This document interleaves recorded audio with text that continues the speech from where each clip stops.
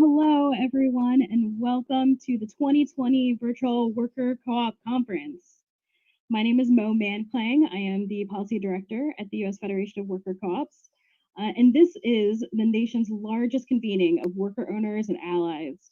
This is our opportunity to delve into and co-design the work of the future. If there's anything that we've learned this year, it's that solutions are urgently needed in response to income inequality and the loss of jobs across the country and across the world. Worker co-ops represent a powerful answer to these issues. They put control in the hands of workers and they give them a voice in their place of business. Worker co-ops are a proven and effective tool for creating and maintaining sustainable, dignified jobs, generating wealth, improving the quality of life for workers, and we are here to celebrate that. We're so glad to have all of you with us today, and we're just going to dive right in. I hope that you're all ready to learn and grow together. I'm going to pass along now to my colleague, Kate Barout, who's going to talk about language justice during the Worker Co-op Conference.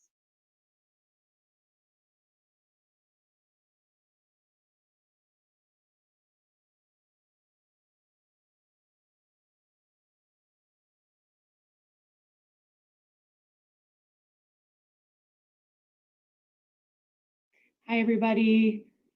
Hi, everyone. Este mensaje se dará en inglés y en español. This message will be in English and in Spanish. WCC 2020 is committed to creating a space informed by language justice. Today and tomorrow's keynote presentations will have live simultaneous interpretation thanks to Tilde Language Justice Co-op. Your session materials during the sessions were translated by the cooperative Radiate Consulting. If you would like to watch today's keynote presentation in Spanish, please go to conference.coop/livestream-es. If you would like to watch the presentation in English, please go to conference.coop/livestream-en. If you have any questions, call our conference help hotline in English at 415-379-9201, or you can connect to our Slack platform, which is where we're having our conference communication and chat with participants. And you can join by going to conference.coop and clicking the tab that says Engage. Hola a todos. En la Conferencia de Cooperativas de Trabajadores 2020 nos comprometemos a crear espacios apoyados por la justicia del lenguaje. Las presentaciones de apertura hoy y mañana tendrán interpretación simultánea en vivo gracias a la Cooperativa de Justicia del Lenguaje Tilde. Las traducciones de sus materiales escritos las hizo la Cooperativa Radiate Consulting. Si gusta mirar la presentación en español, ve a la página conference.coop/livestream-es. Si gusta mirar la presentación en inglés, ve a la página conference.coop/livestream-en. Si tienen preguntas acerca de cómo acceder a esas páginas o sobre la interpretación, llama a nuestra línea de apoyo en español. El número es 415-392-7277 con extensión 5. O se puede conectar a través de nuestra plataforma de chat para la conferencia que se llama Slack. Usted tiene que ir a la página web conference.coop y buscar donde dice empecemos la conversación. Gracias y ahora paso otra vez la voz a Mo. Now we go back to Mo. Thank you so much, Kate. We know that it's important to start all of our events honoring the native lands that we stand on, as we all are across this country and across the world. So now I'd like to introduce Tatewi Means of the Oglala Lakota in Siseton, Wapeton, Dakota, Executive Director of Thunder Valley Community Development in the Pine Ridge Reservation. Welcome, Tatewi. Thank you. Hamidakiopi, Iuha Chantewa Sheana Bejus Apie. Tatewi means Amachi Apie. Greetings, relatives. I shake each of your hands virtually with a good heart. My name is Tatewi Means, and it is an honor to be here today as a representation of my people, the Lakota and Dakota, as well as other Indigenous folks from around the world in starting this gathering in a good place. It is important to center ourselves on the land in which we occupy, the land in which we share with all life forms, and remind ourselves of being a good relative in that way. I come to you today, and it's different because everything is virtual, but I come to you today from the land of the Oceti Sakowin, the 7 council fires of the Lakota, Dakota, and Nakota people, which in a land that's now occupied as South Dakota. I come from one of 9 tribal nations here in South Dakota, the Pine Ridge Reservation, the Oglala Lakota Nation. My mother's people are Sisseton, Wahpeton, Dakota, also another tribal nation here in South Dakota. And these land acknowledgements are becoming commonplace in gatherings such as this, and that's important. And it does bring visibility to Indigenous people in a world where we are virtually invisible. However, I must also join this land acknowledgement with a call to action to each of you to take the time to learn about the place you occupy, the land, the Indigenous people of that land, what happened to them, what is their story, what is their journey, where are they? And the next part of that is, how was the wealth built in the community that you're in? How the land, how it was built, where is the wealth held, and where are those disparities? And then the last step of this call to action is then to really challenge yourselves, and how will you be an ally to Indigenous people across the world in making those reparations and rectifying some of the land theft and other acts of genocide that were committed. It's a challenge to each of us to engage in decolonization. The work we do here at Thunder Valley CDC is about liberation of Lakota people. And I ask you to be an ally in the liberation of all people of color. And to do that, we must decolonize and heal from that. We're all survivors of colonization. And so that is what I ask of you today. But it's an honor to be here, and I wish nothing but good for this gathering. Pilamayaye. Thank you so much, Tatewi. So we are here for the Worker Co-op Conference, and this conference is presented by the U.S. Federation of Worker Cooperatives and the Democracy at Work Institute. So I'm just going to share a little bit about us. The U.S. Federation of Worker Cooperatives is the only national grassroots membership organization for worker co-ops and democratic workplaces. I know that we have plenty of our members here in the audience, so we're really excited to have you, and as well as our friends and allies here. Our mission is to propel a just, equitable economy and sustainable communities through the advancement of workplaces that are owned, managed, and governed by the workers. We represent more than 300 member workplaces that directly employ thousands of workers across the country. We focus on membership and advocacy, and we connect our members to business benefits, to each other, to larger economic justice movements. We build power with national and international partners to increase economic justice through community-based shared ownership. Our sister organization, the Democracy at Work Institute, or DAWI, as we lovingly call them, is a partner organization to the U.S. Federation of Worker Co-ops, and it's the only national organization dedicated to expanding the field of employee ownership as a strategy to address economic and racial inequity. DAWI uses worker co-ops and other employee-owned forms as a means for people locked out of good jobs and business ownership opportunities to build wealth and to build voice and access. They focus on immigrants, women, workers of color, low-wage workforces, and DAWI demonstrates that effective development practices in creating those businesses and enables their scaling and uplifting. DAWI works to embed supports at all the system levels. Through research, innovation, and education, DAWI makes real the work of the future, which truly values workers and helps to build resilient, equitable, and local economies. So this is just a little bit about the people that are bringing this to you. We have a lot of unseen staff members who are excited to have you all here today. And I am actually gonna now introduce you to the Federation's board president, Ricardo Nunez. Good day, everyone. Thanks for joining us. I'm Ricardo Nunez, Director of Economic Democracy at the Sustainable Economies Law Center, member workplace of the U.S. Federation of Worker Cooperatives, and your Western Regional Representative. I'm also the board president. I'm going to introduce a video that is made from our members, from allies around the world, talking about the future of work and what they believe the worker cooperative community is doing to support us pushing towards that future of work that is actually responding to a lot of what was called into with the land acknowledgement, what Mo is speaking to with wealth inequality. Right now, I'm in Oregon, tried to escape some of the fires from the Bay Area where I live, and the fires have reached here, and this is really the culmination of that colonization and climate crisis that's coming together.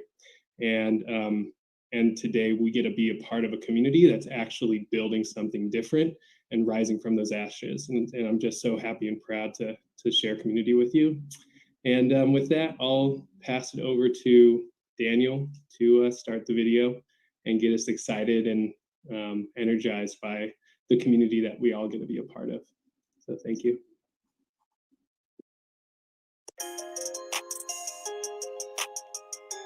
Hi, my name is Vanessa, and I'm a worker and owner with On Point Security, located in Long Island City, New York. Hey y'all, I'm one of 6 worker owners in the Tilde Language Justice Cooperative here in North Carolina. Hi, we are Regenerative Landscape Alliance, Regen Co-op from Santa Barbara, California. We are Obvious Agency. And we're from Lenni Lenape Land, Philadelphia, Pennsylvania, and the traditional homeland of many tribes, including the Council of 3 Fires, Chicago, Illinois. Hi, we are Japan Workers Cooperative Union. We are from Japan. Hi, I am Gaby Nach, Secretary of Research in Centro Cultural de la Cooperación from Buenos Aires, Argentina. Hi, I'm Molly. I use she, her, and hers, and I am one of 8 co-owners at Patty Cake Bakery. Hola, somos Rocamilla Construcción con la... Hey, we are Rocamilla Construction. New York City. We're California Solar in Grass Valley, California. Hi. We are Bookkeeping Cooperative. Welcome. Welcome to the conference. Bienvenidos al Congreso para Cooperativas de Welcome to the Trabajadores. Congress of Worker Co-ops.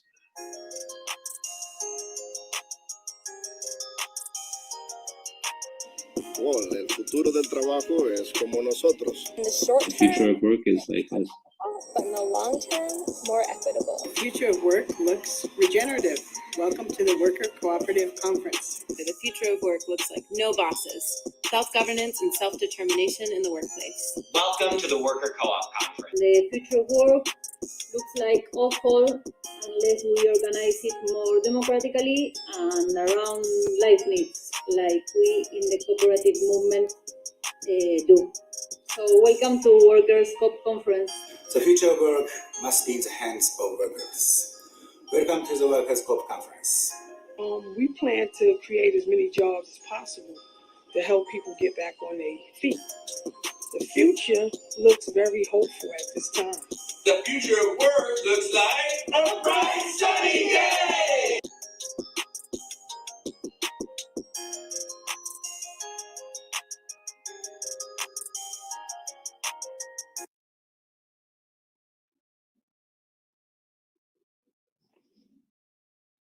Y'all, I am so excited. I'm heartened every time I see all the faces of everyone across the country. Even though we can't be together physically, it's really lovely to see some of your faces digitally, including that welcome video.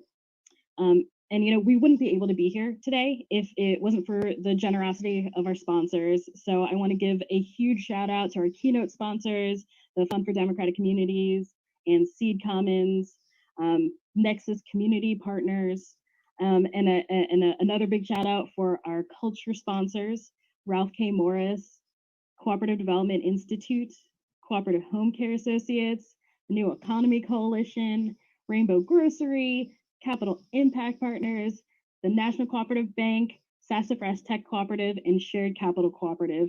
We have quite a community together, friends. And we just thank you so much for the generosity of our sponsors, and thank you all for tuning in. So I'm gonna just walk us through the layout of the conference. I'm gonna ask Daniel to pull up the schedule for us so that we can walk through it together. So we're here, we're in the keynote session. This is our main session. We're going to be hearing from our executive directors of the Federation and DAWI, as well as Naomi Klein and Avi Lewis. And then after that, we are going to have a little bit of a break. So if you can go to the today's schedule slide, at 2:30, we'll have a little bit of a break. And then at 3 o'clock, from 3 o'clock to 4:30, we'll have breakouts. Right now, you're probably looking at the live stream page. So right underneath that, there's a link to the schedule that will show you all of these sessions that you're seeing on the screen right now. You can look in your email to find the links to the individual Zoom sessions. So all of the Zoom logins for each of the breakout sessions are in your email. If you have any questions, you can email conference@institute.coop or call any of the phone numbers listed underneath the live stream video. And then you can go to the next slide, Daniel, and we'll see the schedule for the second set of breakout sessions. So we'll have a little bit of a break again, and then at 4:45 from 5:45, we'll have the second set of breakout sessions. So again, you can see the listing of all of those sessions on conference.coop, and you can also refer to your email for links to all of those sessions as well. And then we can go to the next slide, and I'll just reiterate, if you need help, we are here to help you. We have an amazing team of people that are ready, standing by on the phone and on email to answer all of your questions. So again, you can call these phone numbers. These are also listed on the live stream pages, so you can see them there. And while we're going through all of these sessions, Daniel, you can go to the next slide, and we'll see at the bottom of the screen our conference hashtags. So if you are on social media, we encourage you to use hashtag WorkerCoops2020, or if you are a Spanish speaker, hashtag Cooperativas de Trabajadores 2020. We would love for you to share your reflections on the sessions, your thoughts about what worker cooperativism, stories from your co-ops. We want to hear all of it on social media. And we also encourage you to make use of our Slack channel. So you can join the conversation on Slack. It's our Worker Co-op Slack channel. There's information about that at conference.coop. So we invite you to join in on that conversation, both during the conference and afterwards. So that's just a little bit of information for you. All of this information is at conference.coop. And now I'm going to pass it over to Olga Proshenskaya, sorry, to talk us through the next session. Thanks so much, Mo. So like Mo mentioned, my name is Olga. I'm the Metrics and Impact Analyst at the Democracy at Work Institute. I'm based in Detroit, Michigan, so I'm extra excited to be here to introduce a fellow Detroiter. That's Congresswoman Rashida Tlaib of Michigan's 13th District. So as we all shift gears in our work in order to meet the moment and ensure that worker ownership is a widely available option for the folks most impacted by the economic fallout of the crisis, the role of politicians to elevate and concretely apply this message is more important now than ever. Over the last year, Congresswoman Tlaib and her staff have provided space to elevate this message, initially after a meeting that took place between her staff and staff from the Federation, as well as the Detroit Community Wealth Fund during the Hike the Hill Day event that took place in October. So huge kudos to everyone that was a part of that work. As a result of that advocacy, Congresswoman Tlaib joined the Congressional Cooperative Business Caucus and committed to pursue ongoing education and advocacy for cooperatives through this work, which is really exciting. So without further ado, here's a few words from Congresswoman Tlaib.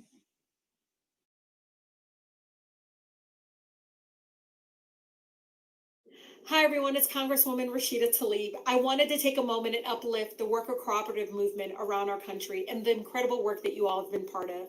You are giving human dignity to so many of my neighbors and residents across the country that need to be seen and heard in the workplace. You all have been able to employ close to 60% of people of color, close to $20 an hour. I mean, it is meaningful change that we need. And during this pandemic, I know the economic divide has shown its ugly face.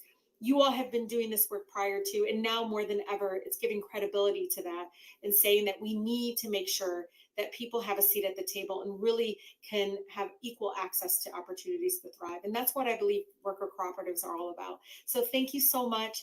Please keep up the work. Make sure that you're out there in the streets with all the folks during this uprising, demanding exactly what you've been doing for decades. I know right now people are listening and we need to hear from you. Thank you all so much. Take care.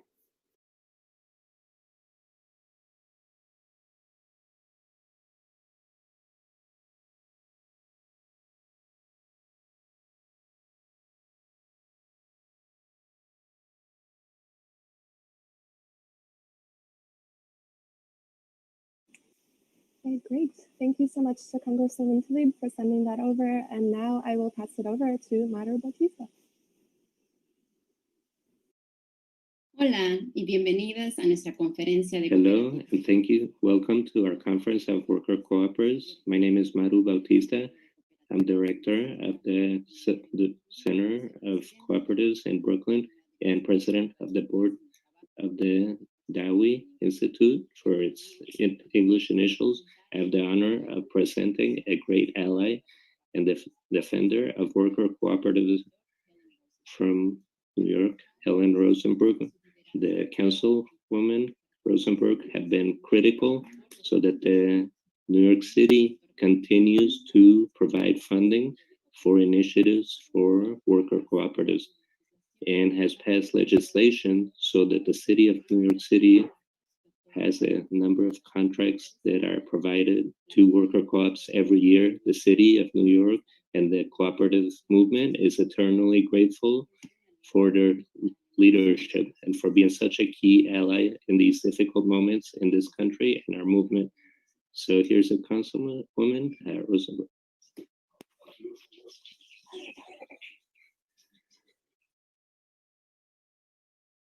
Hello, I'm New York City Council member Helen Rosenthal, and I'm thrilled to greet everyone attending the 2020 National Worker Cooperative Conference. I've been a proud supporter of the co-op movement since I was a kid, enrolled in a cooperative daycare center. My mother was very active, and those early experiences drive my belief that worker co-ops, in all of their different formations, transform workers' lives for the better. Thanks, Mom. Reshaping our economy and society is obviously central in everyone's minds right now. If nothing else, this pandemic has shown us how weak our social protections are and how financially vulnerable most in this country are. We must shift away from a business culture centered on exploitation to one that is focused on our collective success and well-being. I'm proud to have led the effort in the Council by co-sponsoring the Worker Co-op Business Development Initiative. With support from powerful allies like DAWI, NICNOC, and the ICA Group, there are over 130 worker cooperatives in the city now. In the midst of our national challenges, co-ops across the country can take the lead, creating the stability and wealth-building opportunities that are needed to build back a better economy. Congratulations to DAWI and the U.S. Federation of Worker Cooperatives, and I wish you a very successful conference.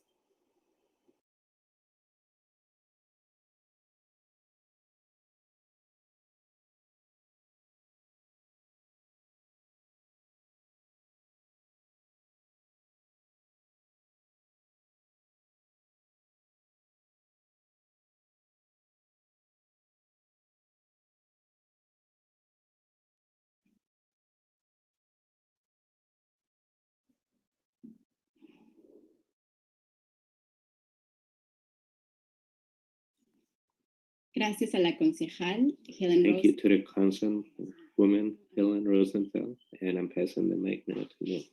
Thank you, Helen Rosenthal. I'll pass it back to Mo now. Thank you so much, Manu.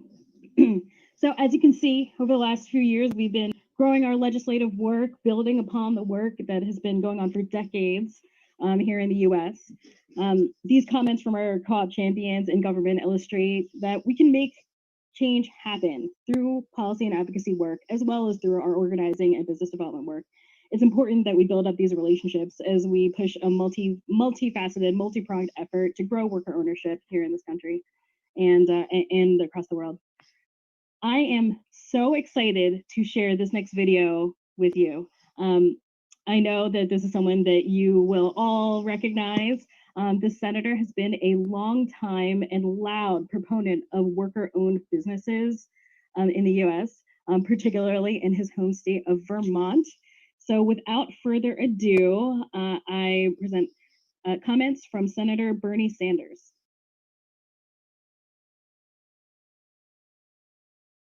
Let me thank the U.S. Federation of Worker Cooperatives for all the work you do. And this issue of creating an economy owned by workers has been something that I have been involved in, not just for the last few years, but for my entire life. I remember when I was mayor of Burlington, Vermont in the 1980s, we did a meeting right there in City Hall. Hundreds of people came out. How do we move the economy in Vermont, in this country, to one where working people have more power? Now, you know better than I what that means. It means that working people, when they own the places in which they work, you know what? They're not going to shut down and throw themselves out on the street and move to China or other low-wage countries. They're not going to work unless they have decent benefits. They're not going to be working in a situation where the owner of the company or the CEO makes 300 times more than the worker. When workers have input into the decision-making, it makes for a better company. It makes workers feel more human. They're not just cogs in the machine.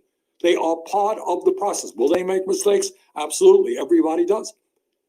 But they're going to go to work saying, you know what, I just don't work for somebody else. I just don't have to follow somebody else's decisions. My ideas matter. My mind matters.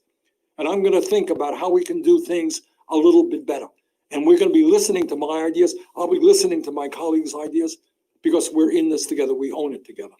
So I have worked in the Congress over the last many years to come up with a variety of ideas to improve worker-owned industries in this country. One of those ideas would be to create a bank which would provide low-interest loans for workers who want to start their own enterprises. We also need some help to provide expertise for owners who maybe have started a business on their own, ran it for 20, 30, 50 years, and now want to get over the workers. How do they do that? What's the process to do that?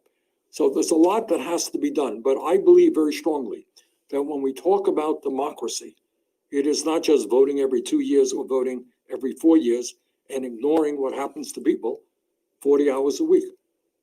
If we're serious about democracy, it means giving people more control over their own lives. And that certainly means giving people more control over their own jobs through worker-owned industries. So thank you all very much for what you're doing. I look forward to continue working with you to hear your ideas. But this is an issue that I am not going to give up on, and I know you will not as well. So thank you all very much.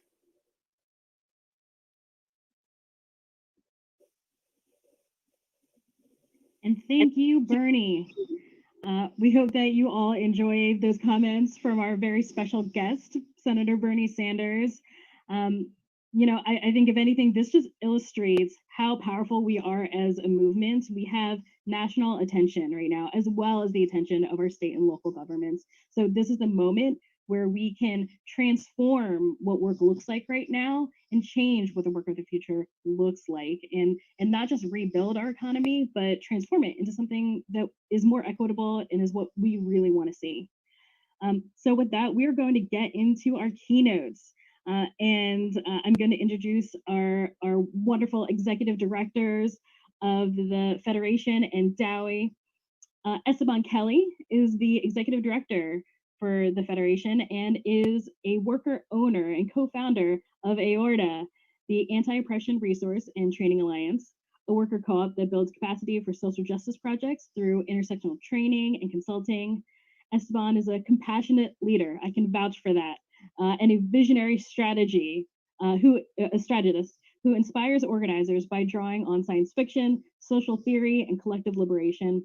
He's an advisor to the Movement for Black Lives Policy Table, and he represents the US on the board of the International Worker Co-op Association, known as CCOPA. Welcome, Esteban. And I'll also introduce now the executive director of the Democracy at Work Institute, the amazing Melissa Hoover. Melissa has helped to start and grow the U.S. Federation of Worker Co-ops as its first staffer, its first executive director. Melissa has worked as a co-op business developer with the Arizmendi Association of Cooperatives and was a member at Inkworks Press in the Bay Area. She's an executive fellow at Rutgers Institute for the study of employee ownership and profit sharing. And she brings practical vision to her role as a strategic advisor to foundations, investors, local governments, other organizations that want to incorporate worker ownership into their economic development and small business support work. These two individuals have been leading the way in the growth and scaling of worker co-ops in this country. I am so proud to work with both of them, and I'm so excited for them to lead us into our next conversation. I'll hand it off to you, Esteban and Melissa. Thank you. Thanks. So I'm going to start and I'm going to talk with you a little bit about our theme, but first I want to thank you for being with us today remotely amid everything that's happening. It's still orange outside my window. So, you know, there's a lot going on. So thank you for prioritizing this. So when we sat down to think about our conference, we remembered a buzz phrase we'd been hearing, the future of work. It sounded so good. It was being applied to everything from robots and automation to gig economies and freelancers, low-wage jobs to actually getting paid not to work. Oh, the future of work, it's buzzy, let's use it. But we thought about it more and we aspired to something a little deeper. So not just the future of work, but the work of the future, meaning how we'll work in the future, of course, but also the work of building the future that we want and the future that we need if we are to have any future at all. Because from here, the future looks pretty difficult. No one's coming to save us. Our future is not guaranteed. We have to work for it and we have to try to fix it. And to fix it, we have always needed those of us in economic democracy to be connected to movements and institutions. That's been true. But I think it's really coming front and center for us in this moment. And so I want to share with you a little bit of what we mean when we say, what is the work of the future? It's the work you do every day in your workplaces, absolutely. But it doesn't stop there. Sometimes I think we're tempted to think that we can simply model the future we want right into existence. Like, I'm doing it right here and now. If only more people could see this cooperative in action.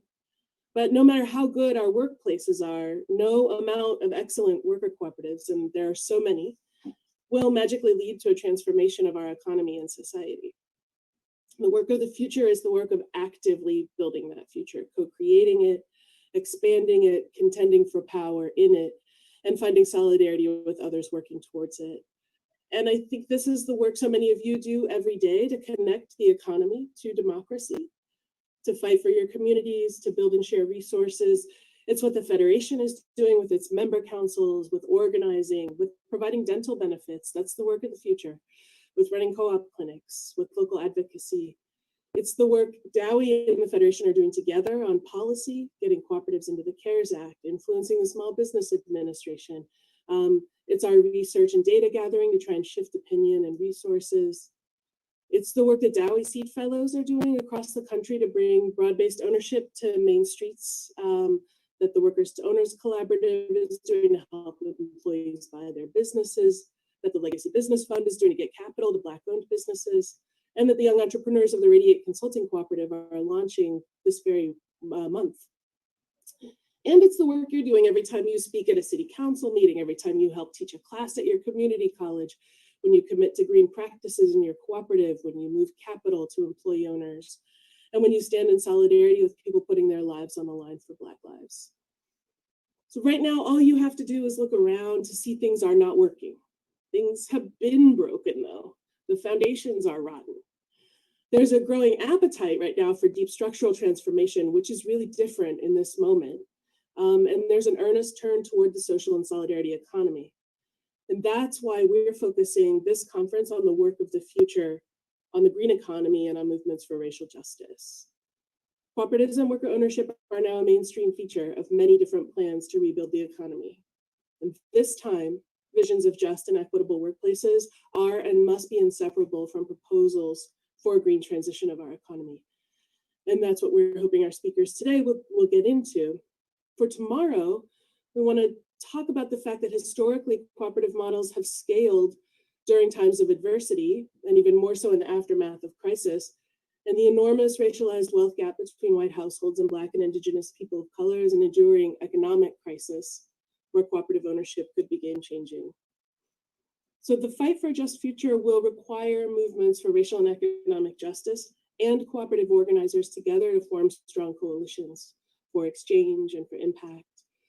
Because until the systems in which we operate, our cooperatives, are reoriented around people and not profit, and the earth and not extraction, not only will worker ownership always remain marginal and vulnerable within that system, but our larger work remains unfinished. So importantly for your purposes, today and tomorrow, the work of the future is the work we're all doing together here. It's all hands on deck for this work. We are collaborating on our shared future. It will be work, it is hard work, but it's also joyous, life-giving, connection-creating, resilience-building work. It's work and it's work. So without further ado, let's get to work. Wow, I did not know we were going to get into the work spelled with an E, but there it goes. Little surprise from Melissa. Thank you so much. So I'm excited for this conversation that we're about to have, but I did want to connect it to actually what Melissa was just framing up. So welcome again, everybody. We're taking this theme very seriously around the work of the future.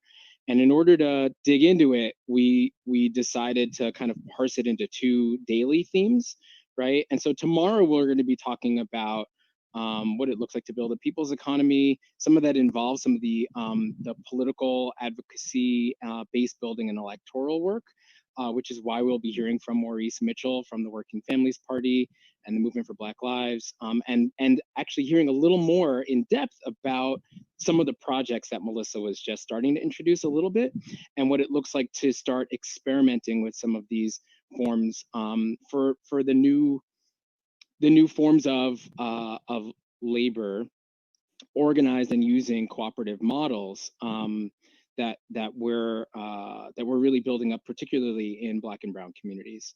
So we'll get to hear about that tomorrow.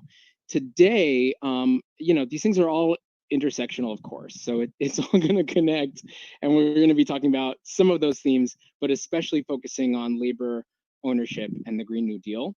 We have friends joining us here today from all around, not just the Americas and North America, but from all around the world.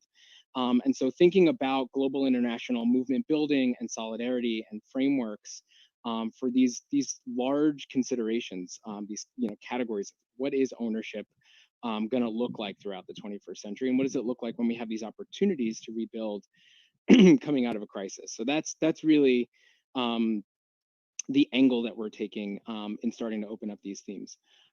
Today, we actually wanted to kick this off with less of a, here's a keynote presentation framework, because there isn't any one solution. We wanted to sort of acknowledge that we actually have a lot to learn from each other in opening up these questions. And so that's why I'm excited to introduce both Naomi Klein and Avi Lewis, who's going to be hopping on Zoom momentarily to have this conversation. As many of you know, Naomi Klein is an award-winning journalist, columnist, documentary filmmaker, and author of New York Times and international bestsellers No Logo, The Shock Doctrine, This Changes Everything, No Is Not Enough, and On Fire, The Burning Case for a Green New Deal. Her writing has appeared in newspapers and magazines around the world. and she is senior correspondent for The Intercept. Naomi Klein is the inaugural Gloria Steinem Endowed Chair in Media, Culture, and Feminist Studies at Rutgers University, and a co-founder of the climate justice organization, The Leap, which I will talk about in a minute because our other speaker is Naomi's partner in crime, Avi Lewis, who is an award-winning documentary filmmaker, journalist, and lecturer in journalism and media studies at Rutgers University. Avi has spent over 25 years in his journalism career that spanned local news reporting and hosting and producing a variety of current affairs shows for television networks all around the world, directing theatrically released documentaries, This Changes Everything, The Take, which features some of our comrades and homies in the worker co-op movement down in Argentina. And some of your films, right, Avi, have premiered at festivals like TIFF and the Venice Biennial. In 2017, oh, come on. In 2017, Avi co-founded and is now strategic director of The Leap. And just to unpack that a little bit, those of you who are tuning in are probably familiar with the Leap Manifesto. The Leap itself is an organization launched to upend our collective response to the crisis of climate inequality and racism. Some of that is global in its reach and its scope and in thinking, but very much rooted in a Canadian context. So I'm excited to have you all join me in this conversation. I also, to sort of kick off the conversation, wanted to ground us in getting reminders from our interpretation team to slow down. Ground us in this map of time, right? So we're orienting to and really feeling both the impacts of all of the history that led up to this moment. I mean, California is literally on fire. Everything, the pandemic, the economic crises, late capitalism, it's all in our face. I mean, the very idea that we could pretend to deny it, that's all gone, right? And we're simultaneously thinking about what it looks like during this interstitial and intentional period to be able to position ourselves to not only plant those seeds, but to be making connections between models, between practitioners like folks in our network here in the US and around the world, and some of the policy and advocacy visions and proposals that we're going to need in order to scale and transition into the future that we need.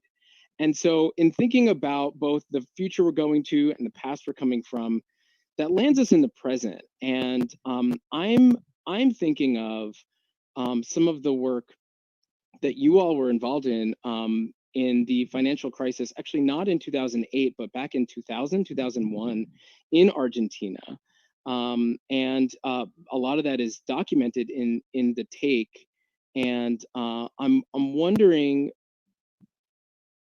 I'm wondering like what sort of takeaways or instructive lessons, inspiration from what you saw and witnessed on the ground there in that moment of crisis, where Argentina's nascent co-op movement really flourished because of that crisis, and because of some of the leadership and actors in that crisis.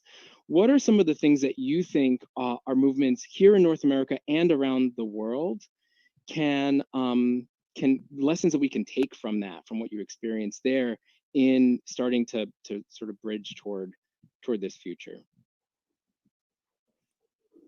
You want big picture? I say Naomi starts. Well, first of all, hi, everyone. I am so happy to be with you. And Esteban, thank you so much for that big sweeping framing and for all of the work that you and your colleagues have been doing to prepare us for a moment like this, right? We are in a moment of overlapping and intersecting system failures. And a lot of people are realizing for the first time that, as Melissa said, it's been broken for a long time. But this isn't a time to say, I told you so. This is a time, I think, to guide people to those spaces where people were already building the next world, and already picking up the pieces. And I think that the worker cooperative movement globally, that is so beautifully represented in this gathering, is really a truly visionary movement. It's a movement that has been born out of necessity, but also a movement that understood that this cannot be about repairing those broken systems. It has to be about rebuilding something new in the rubble, right? In the shock doctrine, I talk about Argentina's occupied factories as being the antithesis of the sort of shock doctrine, disaster capitalist ethos of imagining the world as a blank slate, and rebuilding from scratch in the rubble of these capitalist fuel disasters, whether hurricanes or economic crises, but rather rebuilding from scrap, from rebuilding what's in the rusty rubble, right, of the wreckage of these old systems. And that, that's an image that is really present in the take, which Avi directed. These rusty old factories in many cases, that were rehabilitated by the workers. So just to give a little bit more context of what brought us to this amazing movement, was Avi and I had both been part of the movement that used to be called the anti-globalization movement. This movement that took on the architecture of contemporary global capitalism, that came to world attention. There's our son Toma, and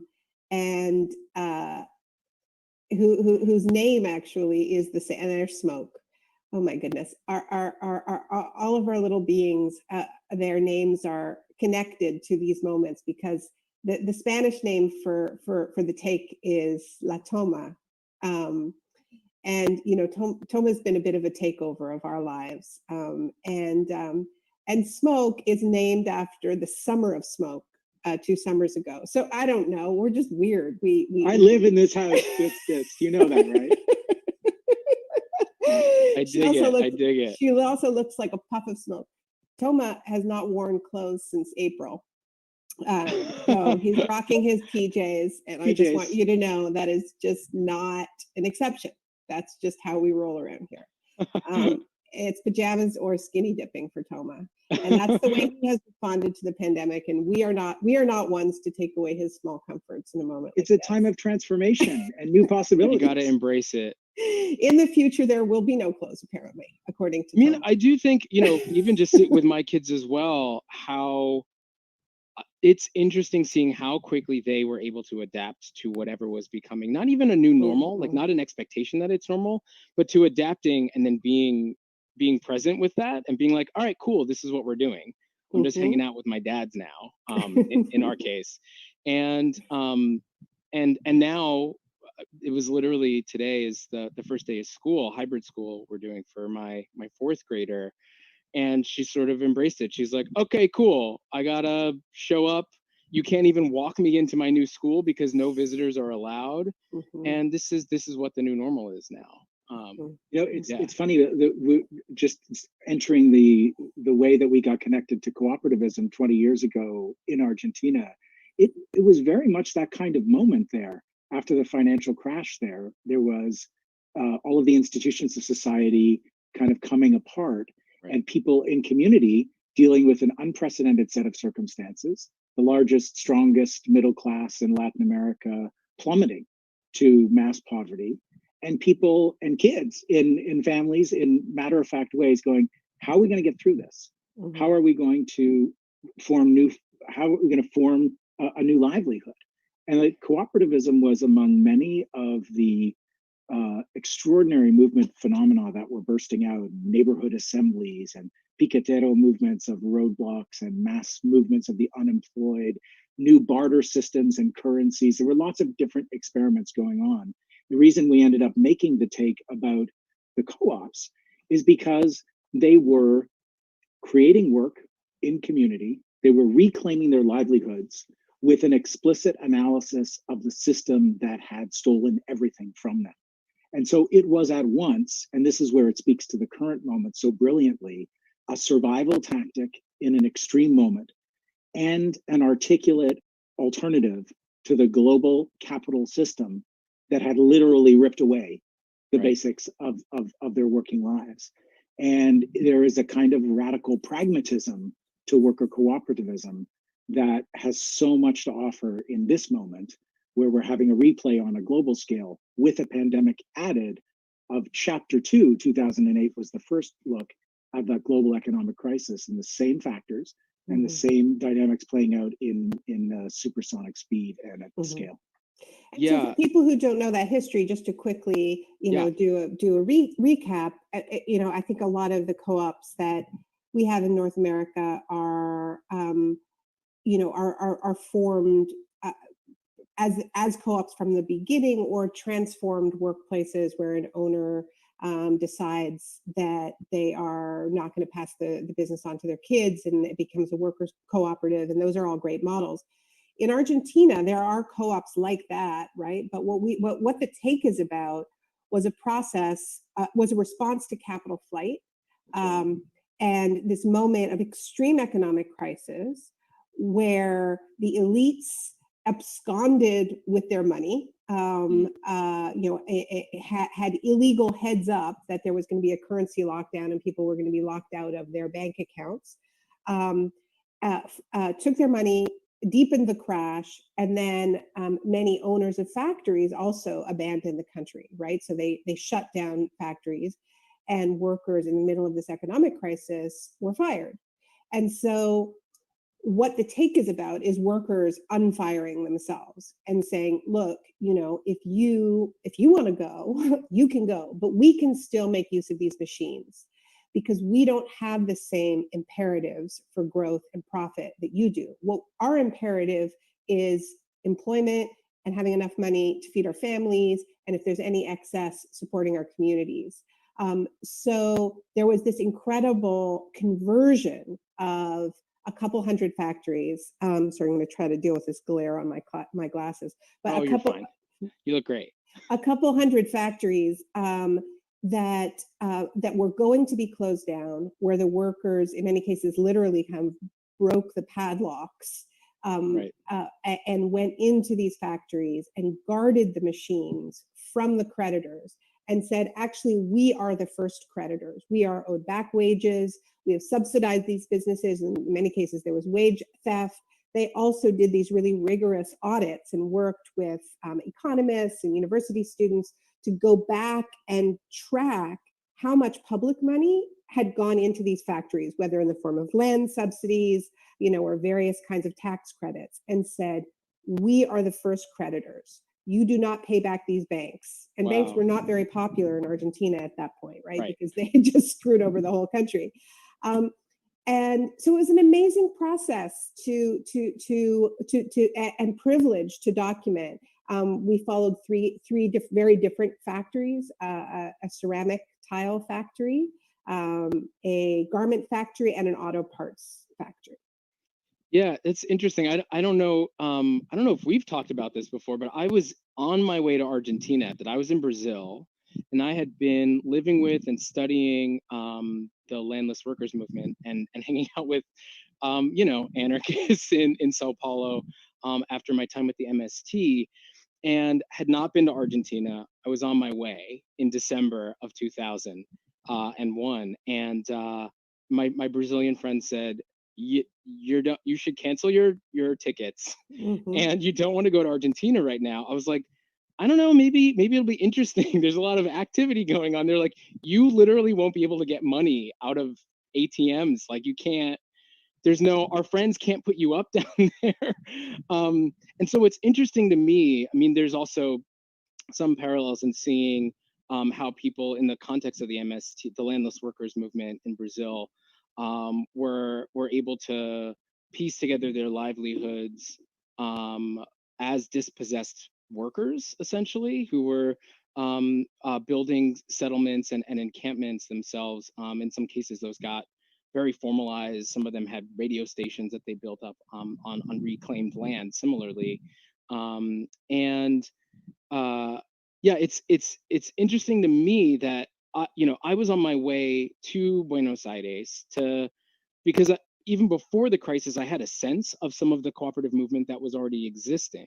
And so to think about what had existed first, what you were able to witness and document, and then the flourishing of the moment where it really took off post-crisis, I think is an interesting lesson for us in North America, because both between the US, including Puerto Rico and Canada, we are loud, active, and still incredibly small.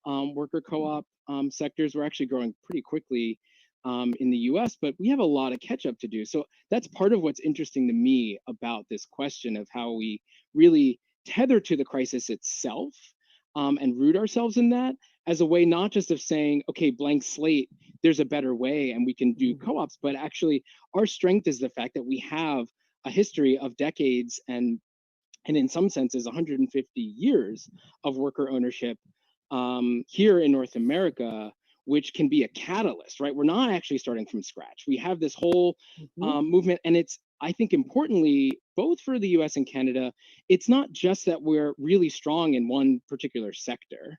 I mean, there are certainly some clusters in places like Quebec where some of the EMT co-ops, the forestry co-ops, there's actually a new effort up in Maine working with some of the forestry workforce up there to sort of mimic and grow off of what's happening in Quebec. But what's interesting to me is that we have this like thin but widely spread experience of practitioners who are in almost every possible sector. I mean, even just in the opening video, you had people from security companies, language interpretation, farmers, people doing solar work. I mean, we're everywhere. And so that opens up possibilities for when we talk about the work of the future, when we talk about the importance of worker ownership as we shape that, especially in the context of green transition. It's like, yeah, there's a future of care work, and we have experiences and models. We already have a map of what the problems are that we're going to encounter at the state level, in terms of federal policy, in terms of what will help us grow and scale some of these businesses. And similarly for looking at energy, there's a breakout session this afternoon that your homie and my homie, Daniel Aldana Cohen, is leading, that's actually looking in depth at specifically at the Green New Deal and worker ownership. And we have members from construction companies, from solar companies, that are going to be participating in that. But we're everywhere, right? So when we think about what needs to shift culturally, what needs to shift in terms of almost every aspect of our economy. I mean, worker co-ops in the US are doing everything other than prisons and weapons manufacturing. Trying to think of something we're not doing. There's at least one model that you can look at and say, well, what needs to happen next? And then of course the broader ecosystem collectively. That's a lot of the work that the Federation is doing alongside DAWI. And actually, Avi, I know you're on the board of the Working World, along with Melissa Hoover. And that's part of that ecosystem, right? Providing the financing, the technical assistance, along with the Worker Co-op Federation to make sure that it's possible for these things to grow and scale. So I'm wondering, yeah, how you're thinking about all of those things in this moment, right? In 2020, about what's to come and how we shape that.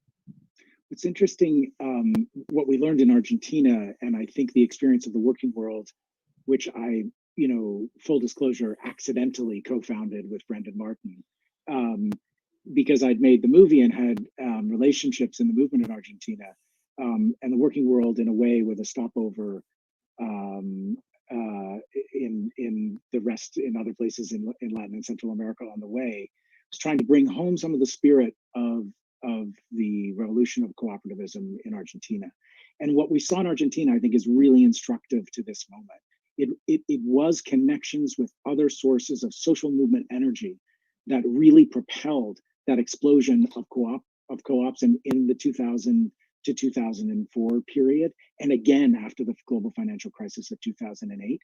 It was the energy of other movements that came to support them when the police tried to throw them out, that bought their products before they were able to legally market them. And so, you know, we see, and I think that's a massive growth opportunity for worker cooperativism in North America in this moment. There are magnificent social movements making incredible strides. I mean, a few minutes ago, we were talking about divest, invest, as the fossil fuel divestment movement was successfully changing the capital calculations around big investment funds. And then people started saying, but what are we investing in if we're divesting from fossil fuels? And that was like a big connection to the climate movement. And the answer in part was, and should have been way more, worker cooperativism. That's what we need to invest in. That was part of that conversation. Now we're having a conversation about divesting from and defunding the police and prisons. And we're talking about spending money in community. And we're having a conversation about the Green New Deal, which is a movement-driven insistence on an expansive vision for how we put the human race back on track for safety and some version of equity in the future. And all of these things are like these big pushes that have big, broad demands, defund the police. But what is the specific community-rooted model of democratic economic development, resilience, and justice?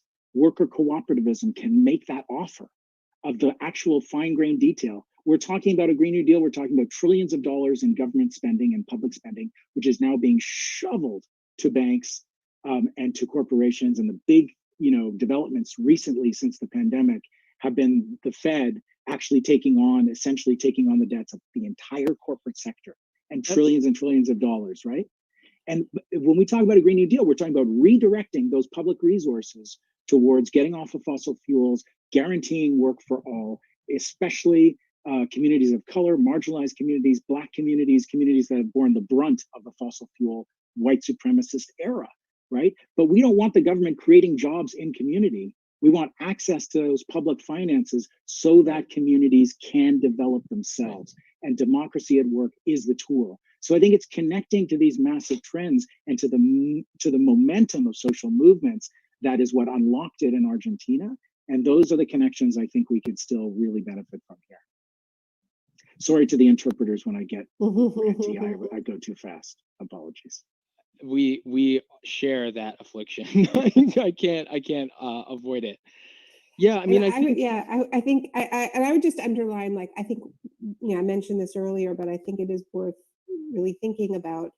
In Argentina, there was that really important interplay between direct action, right, and going into the factories, the movements on the outside supporting them, right, and that had to do with what was being produced and the fact that it was going to the communities, right? So a garment factory that used to make suits started making, clothing for hospital workers and so on. A tile factory started making tiles for local schools to start, doing important rebuilding work. But can I just lift that up? I mean, I think that the importance, right, of not just saying, hey, it's my passion to roast coffee, and so I'm going to start a co-op that does that, but actually the power of meeting the needs of the market or your community is actually really important. And it's something that we saw immediately when the pandemic hit 6 months ago. All of our members in the US, but also throughout the world in our networks, when we checked in with federations all around in other parts of the world, were able to pause what their business as usual was, shift their business plan, even if it was, this is what we're doing for the next 6 weeks. For some of them, it's this is what we're doing for who knows how long. But to say, all right, listen, we're not going to have clients in here. We're going to turn our cafe restaurant into a general store or a food hub for our community who need that. Like we're going to start manufacturing PPE for healthcare workers, for frontline workers, et cetera. So I think that there's that's a misconception within movements, right? That there is a bit of a fetishization of worker cooperatives as this like other, like, oh, once we're free, we get to have worker co-ops, and that's the solution, and it means that we're liberated to just sort of do whatever we want, as opposed to actually remembering that democratic accountability means that we're in service of a broader context. And that has everything to do with running smart businesses, and meeting those needs directly. So I appreciate you lifting up that's part of the secret to success in harnessing the power of that moment in Argentina. Yeah, and it was practical for the occupied businesses because they needed defending, and when they needed defending, the communities came out to defend them because they were in relationship. And another piece of it was this theoretical piece. We recently lost a great movement intellectual, David Graeber, right, who wrote a profoundly important book about debt. And this was at the heart of the movement in Argentina, and I think needs to be at the heart of our discussion right now, which is really redefining who is a creditor and who is a debtor, right? That's right. And there is power in redefining that relationship. And that's a relationship we need to redefine it at every level of life, right? Yes. Between countries, within countries, between banks and workers and so on. And I think that this is, we need to be building relationships with engaged academics and young academics who are looking for meaning in this moment. How to use your economics degree, come help, do these audits, prove that workers are actually creditors because there's a small business slaughter going on right now. So obviously this is really important, and it should not simply be the decision of an owner whether or not a business is going to reopen or not. The workers should have the right to be the first creditors and decide whether they can make a go of it based on a different set of definitions of success, right? If your definition of success is excess profit, that's one thing. Maybe you can't make it in this new economy. But if your definition of success is making enough money to support a group of workers, that's a whole other story. Right. And you can run a business sustainably that way. I mean, it doesn't need to be that you're either a nonprofit or you're a greedy, profit maximizing Fortune 500 company. That small businesses have been doing that work for so long. And I think that part of the reframe that is going to be helpful in this moment where we really are mainstreaming worker ownership and shifting from this idea that it was some alternative.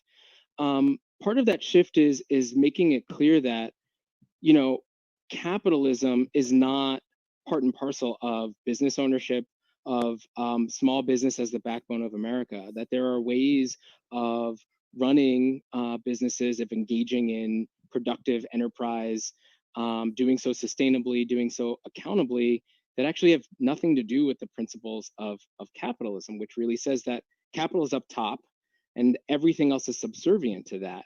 That we can invert that and still have family-owned businesses, small businesses, and certainly all kinds of cooperative businesses, multi-stakeholder ones, ones that are freelancer owned, which we'll talk about a little bit tomorrow, and of course, directly and entirely worker-owned cooperatives. I mean, I think that reimagining of what the workforce of the future is starts to get us toward these conundrums around, what is the future workforce, and then to Avi, to your point about how we capture the resources that are coming down the pike anyway, right? Like that these programs are going to be happening, and whether you're a mayor or city council, whether you're a state representative, a state senator, or whether you're somebody on the Hill, certainly in the executive branch, there's a certain amount of discretionary slushiness that actually is on the table, and our movements disproportionately don't get it, mostly because we're not present, we're not advocating for it, we're not aware that it's there.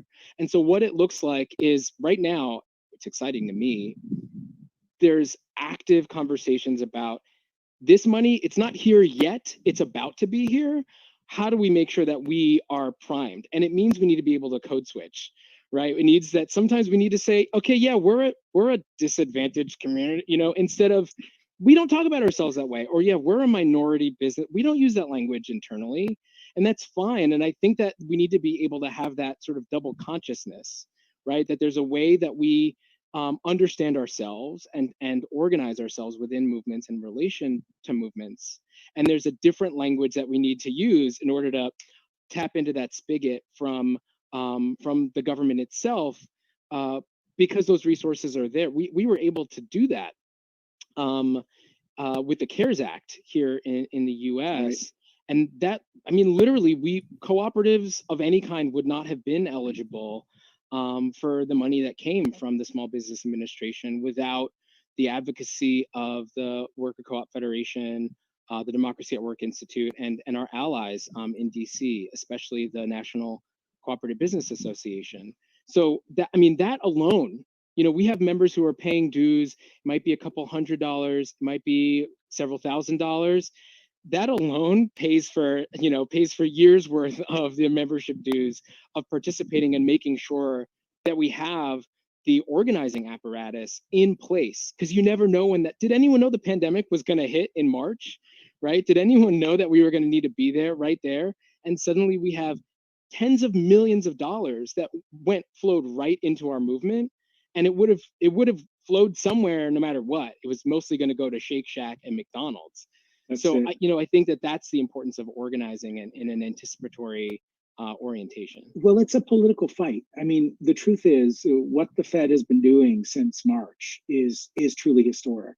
And, Yanis Varoufakis, the former leftist finance minister of Greece, and an interesting heterodox economist, has been talking about the decoupling of the financial sector globally, not just from the real economy, which it has been decoupled from for a long time, which that when the unemployment rate goes up and the stock market soars, there's a disconnect between the lived economy in the real world and how people make money on Wall Street. But now he's arguing that it's decoupled from capitalism itself, because the trillions of dollars that are being shoveled from the Fed to the massive financial institutions and from the financial institutions to cover the debts of corporate America and globally corporations are not connected to profits or productivity or any traditional capitalist measure of success.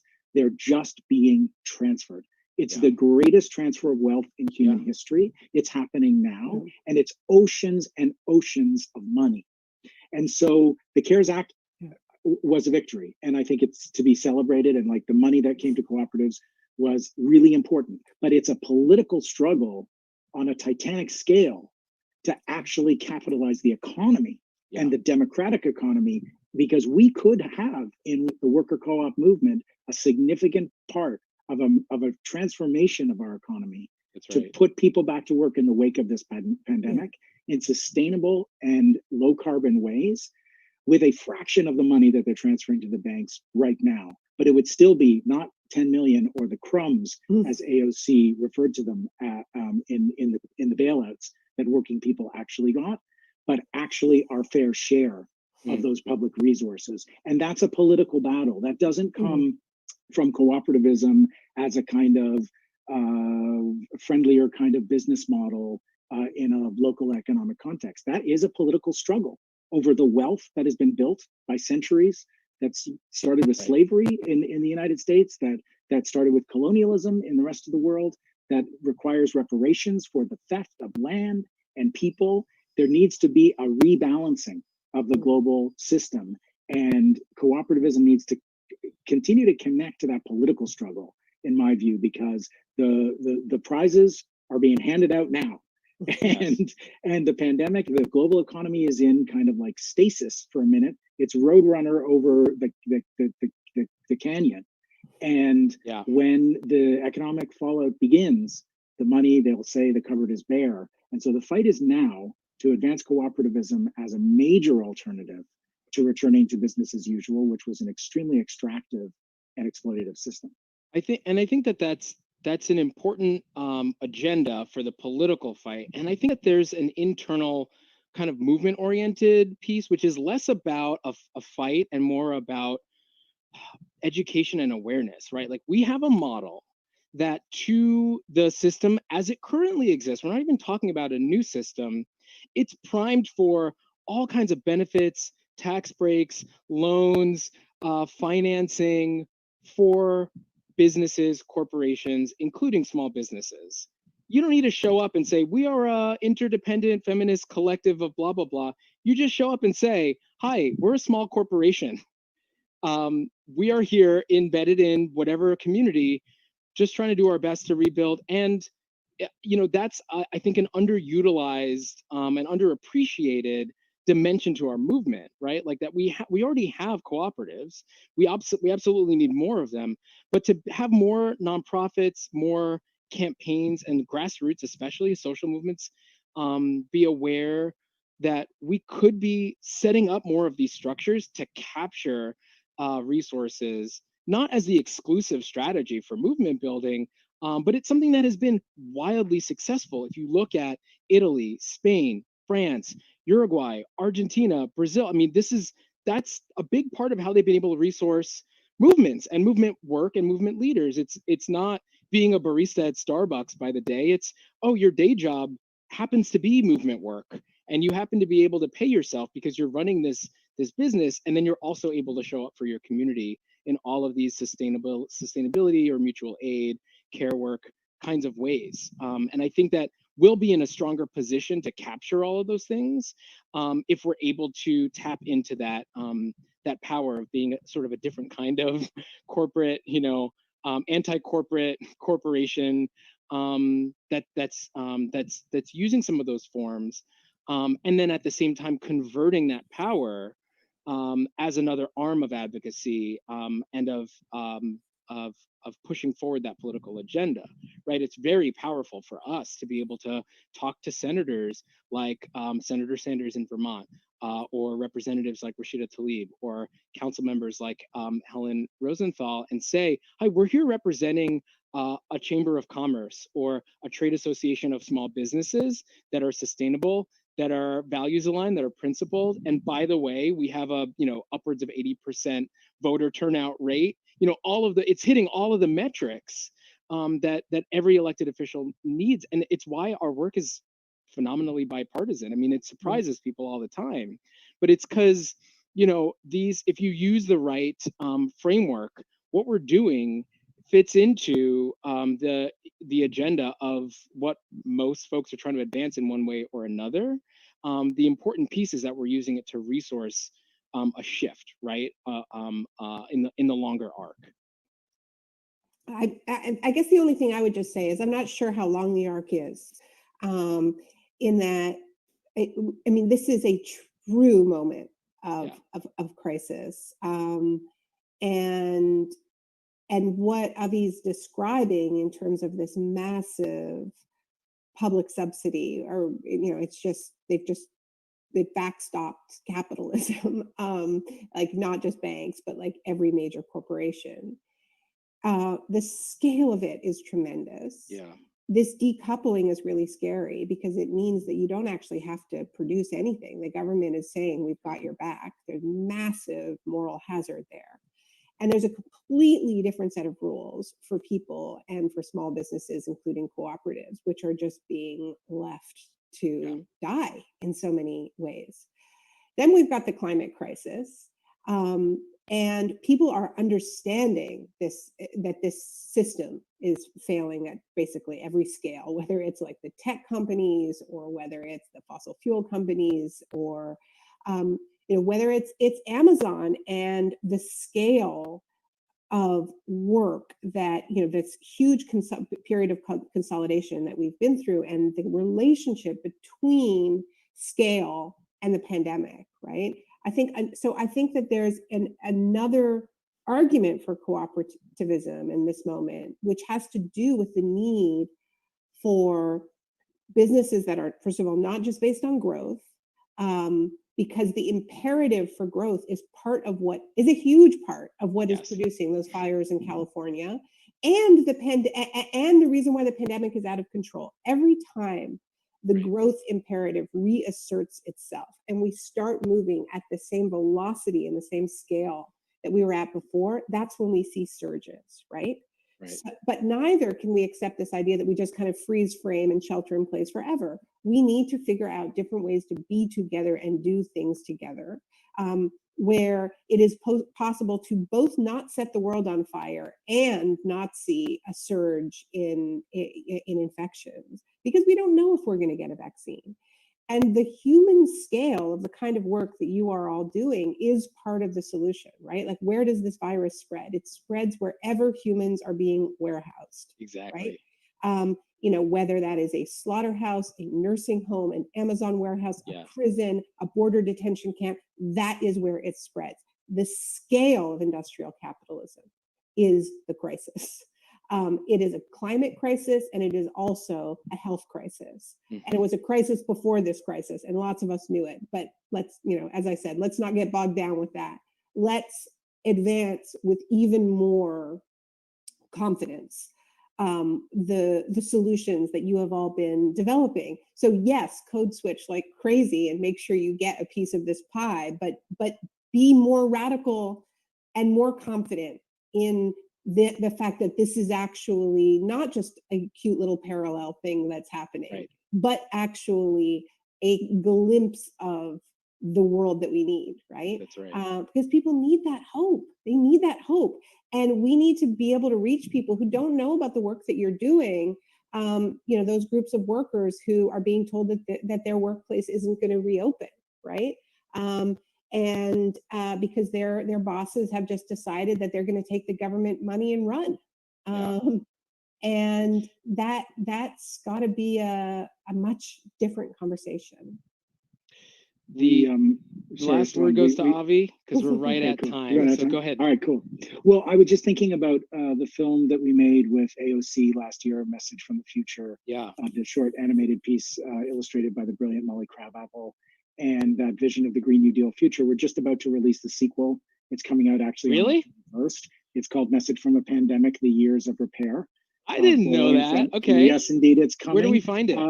Well, it's going to be launched everywhere online. We've got a bunch of organizations that are helping us launch it. It's co-written and narrated by Opal Tometi, who's one of the co-founders of Black Lives Matter. I co-wrote it with Opal. And Nemo Bassi, the great Nigerian climate justice activist and poet, is also a narrator, as well as a couple of minor actors, Emma Thompson and Gael Garcia Bernal. Oh, you know, just them. And we talk in the film, and guys, I jammed in a reference to the explosion of worker co-ops that follows in the future when we win the Full Employment Act in the future that we're building. And I do want to say, in my focus on sort of the element of capital and the capital and the struggle over capital, it has been really humbling and beautiful to be part of the working world.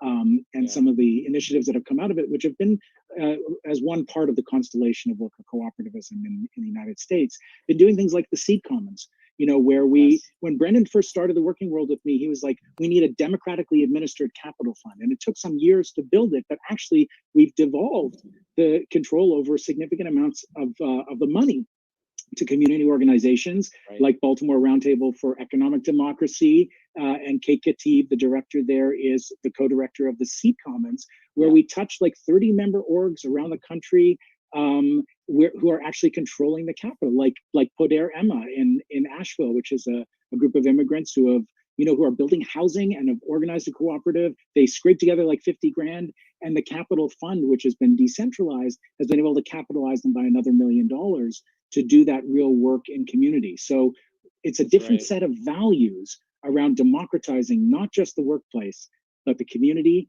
and access to capital itself.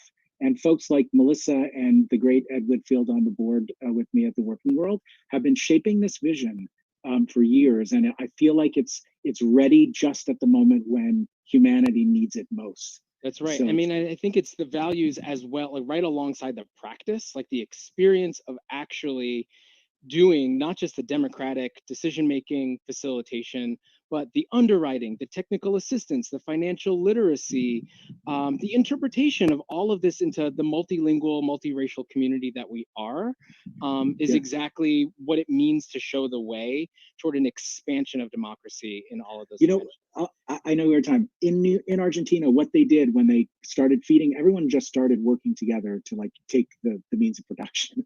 But when they made enough to actually feed each other, they share the food. And when they actually had some kind of surplus, they just hire more people. New Era Windows in Chicago, which was one of the first sort of directly Argentina-inspired takeovers in North America, is now at $2 million of profit. They were making $8 an hour under the owner. They're making $18 an hour under worker control, and they're selling windows like crazy. And they've doubled their workforce under worker cooperativism. So the proof of concept is there. Now we just need the revolution to drive it. Yes, thank you to the shout out to all of our members, our local federation partners all over the country, folks with doing development, folks inside of businesses. Thanks to the two of you for your vision. Really appreciate it. And many of the people that you shouted out are actually going to be presenting in breakouts either today or tomorrow. So thanks for that. Everyone give some love through your far away and remote consoles to Naomi and Avi. Appreciate you. Thank you. Have a great rest of conference, everyone. Absolutely. And to wrap us up, we're going to transition with a poem from Christo with the U.S. Federation of Worker Co-ops. So Christo, they should be hopping on in a moment. Hey, Christo. Hi. How you doing? I'm doing great. Feeling some big fire in my belly after listening to that conversation. Yes, that's right. All right, I'm gonna like virtual high five and then wink out. All right. What's up, y'all? I'm Christo. I'm the digital organizer here at the Federation, and I just wanted to share this poem called Affirmation by Asada Shakur, and I hope that you find something in it today. I believe in living. I believe in the spectrum of beta days and gamma people. I believe in sunshine, and windmills and waterfalls, tricycles and rocking chairs. And I believe that seeds grow into sprouts, and sprouts grow into trees. I believe in the magic of the hands and in the wisdom of the eyes. I believe in rain and tears, and in the blood of infinity. I believe in life, and I've seen the death parade march through the torso of the earth, sculpting mud bodies in its path. I have seen the destruction of the daylight, and seen bloodthirsty maggots prayed to and saluted. I have seen the kind become the blind, and the blind become the bind in one easy lesson. I have walked on cut glass, I have eaten crow and blunder bread, and breathed the stench of indifference. I have been locked by the lawless, handcuffed by the haters, gagged by the greedy, and if you know anything at all, it is that a wall is just a wall, and nothing more at all. It can be broken down. I believe in living. I believe in birth. I believe in the sweat of love and in the fire of truth. And I believe that a lost ship, steered by tired, seasick sailors, can still be guided home to port. Thanks. I'm going to pass the mic to Mo. Thank you so much, Christo, for giving us some words to help us kind of just ground ourselves after that amazing keynote. If you're anything like me, you were furiously trying to write down quotes that Esteban and Naomi and Avi were throwing out. We'll have the recording, so we'll all be able to take notes afterwards. So I'm gonna wrap us in this keynote section and kick us off towards our breakouts. But I just want to give you a couple of reminders before we do that. So Daniel, if you can share our screen about becoming a sustainer of the U.S. Federation of Worker Cooperatives. You know, like I said, this work is only possible if we are able to have the support of the people around us. And every single dollar that people donate, either as a one-time donation or as a very much appreciated monthly sustainer, goes towards helping increase our staff and really ensure that our staff is being paid a fair wage to help to organize in the worker co-op sector. So we encourage you to support the worker co-op movement so that we can help worker co-ops and pass that energy and support along. And you can go to usworker.coop/sustainer to donate or become a sustainer today. So I was taking a peek at our social media and at our Slack channel. I'm excited to see so many people engage. So I'll just remind everybody, if you're on Twitter, you can engage with us using the hashtag Worker Co-ops 2020 or Cooperativas de Trabajadores 2020. on Twitter or on Instagram, I think on Facebook as well. You can find the Federation at USFWC on both Twitter and Instagram, and the U.S. Federation Worker Co-ops on Facebook, and Institute_Co-op for DAWI on Twitter, and institute.coop on Facebook. So we look forward to hearing your reflections and your energy throughout the day, and as we continue through our breakout sessions. So I will hop us over to the rest of today's schedule. So we're going to split off into a break right now. So from 2:30 until 3, we will have a break. So get fed, go take a bio break, go take a little bit of a walk, ingest everything that you just heard. And then we'll come back at 3 p.m. Eastern. So 3 p.m. Eastern, 2 p.m. Central, 12 p.m. Pacific for our breakouts for city leadership, economic recovery, and shared prosperity through worker ownership, a worker-led Green New Deal, leveraging impact capital to scale employee ownership, financial accounting for cooperatives, a question and answer skill building session. So those are our next breakouts that we're going to. And then after those, Daniel, you can go to the next slide, thanks. At 4:45, we'll go into our second set of breakouts. So those breakouts will be from 4:45 to 5:45. That's going to be Worker Cooperatives for Liberation, worker self-directed nonprofits, building liberatory and democratic nonprofit organizations, anti-racist hiring practices led by Esteban, who you just heard from, and using spreadsheets for small business, led by Apple Eco Cleaning, I believe. So those are some really meaty sessions for everyone to dig into. If you have any questions, if you need help in order to figure out how to get to those, we have people on standby to help you. So today, if you need help in English, there's a phone number listed there for you, and in Spanish, you can email us at conference@institute.coop. So there are people just waiting to make sure that everyone is all set up for their sessions. I'll encourage everybody, again, just interact on social media, on our Slack channel. I want to make sure to give another shout out to our keynote sponsors, the Fund for Democratic Communities and the Seed Commons that Avi mentioned earlier today, and Nexus Community Partners. Really, truly, without the help of our sponsors and our community of people who are supporting this work, we would not be able to be here today. So thank you all for making the time to be with us. We appreciate all of you. We hope that you have a great, inspirational, motivational time in your breakouts. And we will see you all tomorrow for the next keynote session on Friday, September 11th, again at 1 p.m. Eastern. Thank you so much.